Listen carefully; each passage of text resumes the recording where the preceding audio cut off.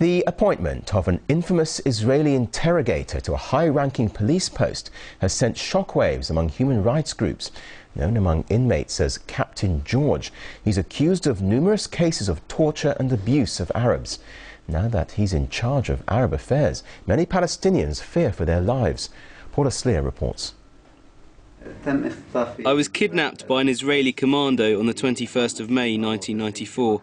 They came to my country, to my land, to my house, and arrested me before the eyes of my children. Mustafa Durrani spent the next 8 years in a secret prison, later dubbed Israel's Abu Ghraib, and his interrogator, a name that still sends chills down the spines of prisoners. I have to remember Captain George. He personally participated in the torture and abuse of prisoners. The torture and abuses in Abu Ghraib were exactly the same as those in the Israeli secret prisons. 6 years ago, Durrani told an Israeli court that Captain George, whose real name is Doron Zahavi, left him naked for his first month in detention. He says he was frequently tortured, including being sodomized with a baton. Zahavi denied the torture charges, but admitted to interrogating prisoners while they were naked.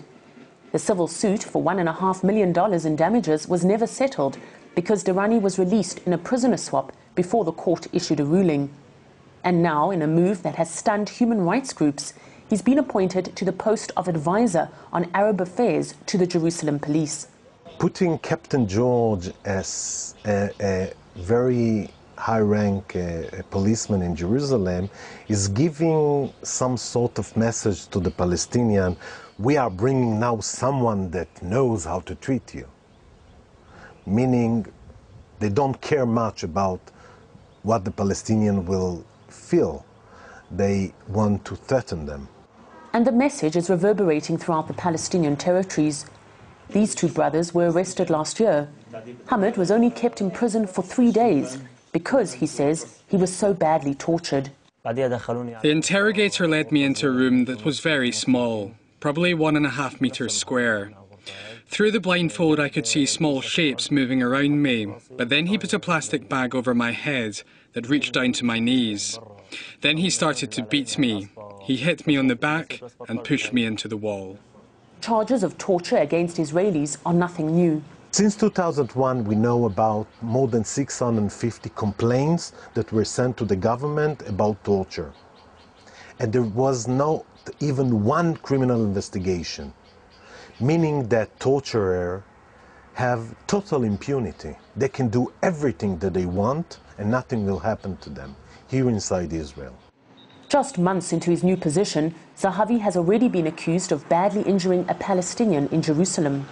The police are refusing to comment on the story. In an email reply to our request for an interview, they said they're not dealing with the subject at this moment, but that if there are any changes, they'll update us. The fact that the facility was not closed and that the people were not brought to justice, and that our individual complaints were closed as not proving any violation of the law, shows that this is a governmental policy. And as for secret prison 391, where torture allegedly took place, human rights lawyers are convinced it's still operating somewhere in northern Israel. Paula Slier, RT, Tel Aviv.